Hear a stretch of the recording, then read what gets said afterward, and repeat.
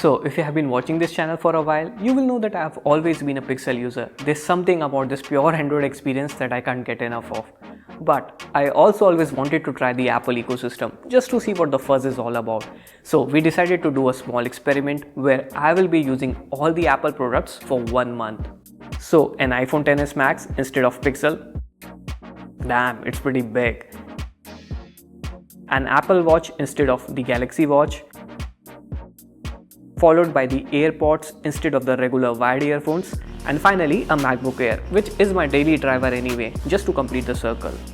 So starting today, I'm going to use all these products for entire 1 month and record my experience every week.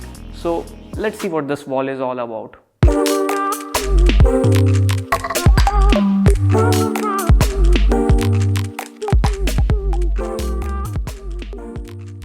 So here's what I've learned after using Apple products for 1 week. All of these Apple products are good standalone products, but when you use it in the ecosystem, they become better. In fact, they become great. I mean, sure, this Apple Watch, iPhone, MacBook Air, they are just great piece of tech, but their usability just multiplies when you use it with other Apple products. For example, these AirPods, they are okayish looking, sounds decent, and have an amazing battery life. It's a good product after all. But use it with the other Apple products and it becomes from good to great. Let me show you how. So when I remove the AirPods, the music stops and only resumes when I put them back. Be assured, the sensors are accurate. These AirPods understand the difference between the air and the fingers. If I cover them with my fingers, well, it doesn't work. So a good hardware, but inside the Apple ecosystem, it becomes great. Here's another one, this Apple Watch. Now, coming from the Galaxy Watch, it's a pretty decent watch. It has almost every feature a regular smartwatch has. But bring it to the Apple ecosystem and it separates it from the crowd. For instance, bring the Apple Watch near the Mac and it will automatically unlock. I use it 10 times a day and I love it. Also, I listen to audiobooks a lot while taking a walk. And don't really prefer to take my phone with me. Turns out I can transfer my music or the audiobooks to the Apple Watch and then listen to it on my AirPods. Or let's take another example of this iPhone. Good phone, no doubt. Everything from gestures to Face ID to camera works flawlessly. But bring it to the Apple ecosystem and again it turns from a good phone to a great phone. For instance, if I'm getting a call on my iPhone but I'm working on Mac, then I can pick up the call from my Mac itself.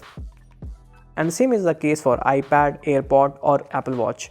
You can pick up the call from any device.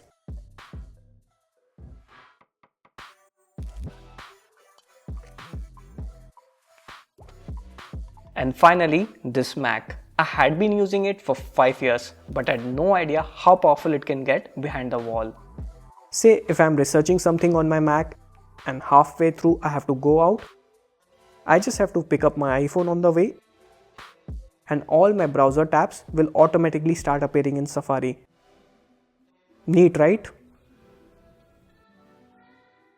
So these were just few examples of many things you can do inside the Apple ecosystem. Obviously, the more Apple products you buy, more seamless you get with calls, messages, web pages, photos and much more. So far the experience has been pretty good. Let's see what the next week has to bring.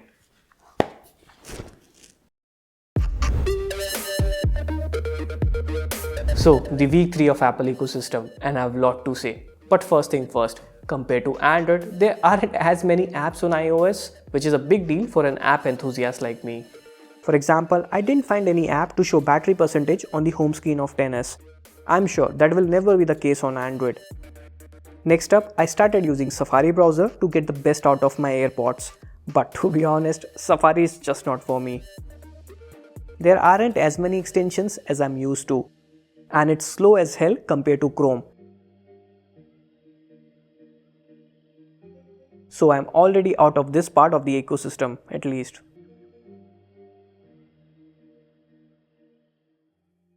And then there are other common issues like file sharing between Android and iOS or even expensive accessories, which to be honest, I was expecting in the first place. But what I didn't expect was the constant fear of misplacing my AirPods or even losing the XS Max. Now, this could be an Indian thing, but subconsciously, it changes your behavior. In general, I'm not one of the most careful guys around, which could be the biggest reason for me to quit the Apple ecosystem. But it's too early to say. We still have a 1 week to go, so let's wait and watch.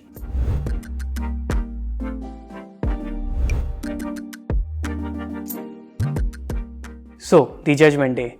After using all the Apple products for more than a month, there are two things clear to me. Number one, when you're using a standalone Apple product like this iPhone, then you're probably using it to its 70 to 80% potential. But the moment you bring this iPhone in the Apple ecosystem, the potential rises to 100%. And second, Apple puts a lot of restrictions on their platform, especially on the mobile side. So if you're someone who likes to tinker with stuff or try out new application, well, then this might not be for you. So what's the conclusion?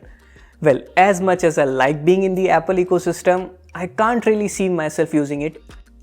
Of course, I'm going to keep my MacBook. There's no way I'm going back to Windows. But the iPhone, well, it's not my cup of tech. It just isn't.